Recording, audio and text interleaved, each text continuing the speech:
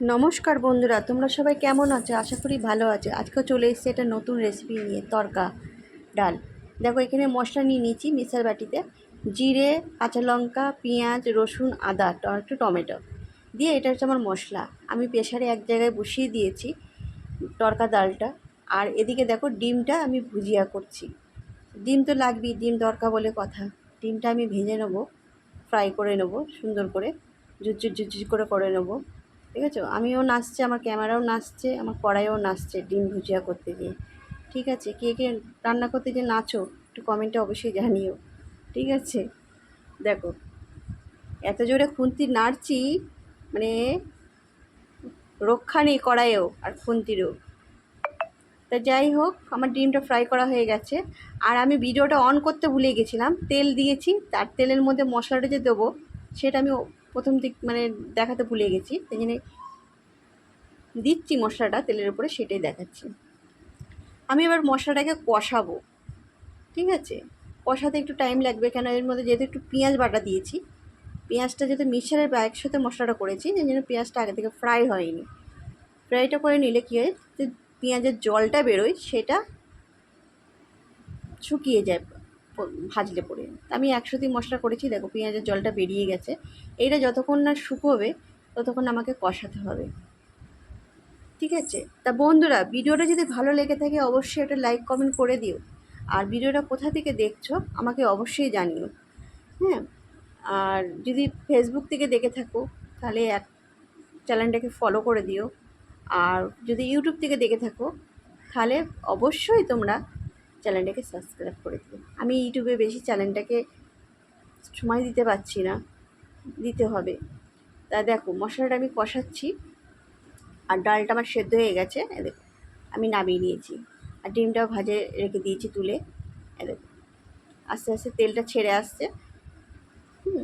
যতক্ষণ না তেলটা আর একটু ছাড়বে ততক্ষণ আমি ডালটা দেবো না, কেন ডালটা তো শুকনো না, ডালটা একটু ঝোল ঝোল টাইপের। তো যেহেতু ডালের মধ্যে জল আছে, আমাকে পুরো মশলাটা কষিয়ে নিতে হবে, কেন ডালের সাথে কষানো যাবে না।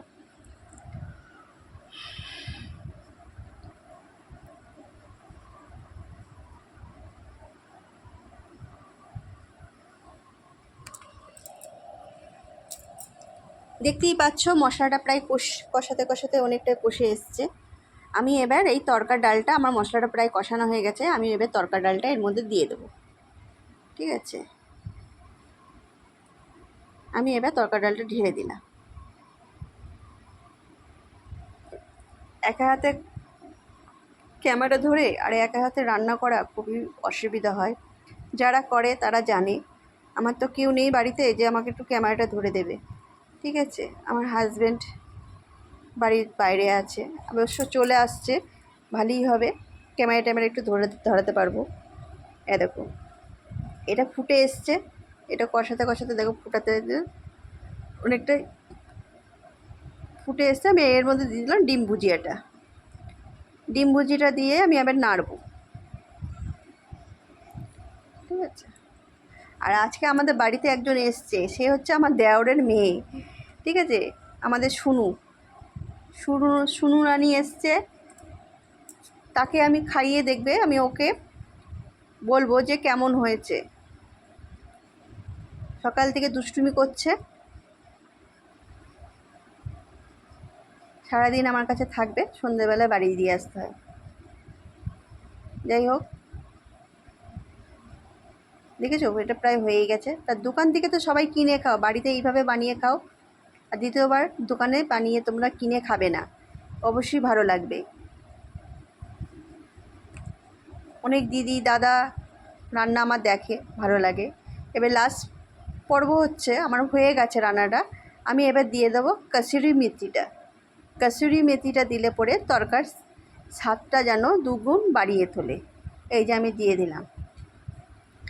আর এর মধ্যে তো হয়ে গেল তরকারিটা বানানো, তরকা বানানো হয়ে গেল। এর সাথে শুধু দরকার রুটি, আর আমি তো রুটি খাবই, তার জন্য রুটি বানাবো। তা দেখো হয়ে গেছে অলরেডি, একটু নাড়তে হবে। আর যেহেতু একটু ঝোল ঝোল লাগছে না, এটা যখন নামাবো অলরেডি এটা জলটা টেনে নেয়, এটা পুরো ঘন হয়ে যায়। তা আমার এই জায়ের মেয়েকে আমি বলছি, শুনু কেমন হয়েছে বল তো। ও বলছে হেভি হয়েছে, খুব সুন্দর হয়েছে। ঠিক আছে, ওর ভয়েস রেকর্ডটা আমি দিতে পারলাম না। খুব ভালো হয়েছে, খাচ্ছেও, টেবিলের মধ্যে উঠে বসে পড়েছে। আর আমিও বসে পড়েছি। যদি ভিডিওটা ভালো লাগে থাকে একটা লাইক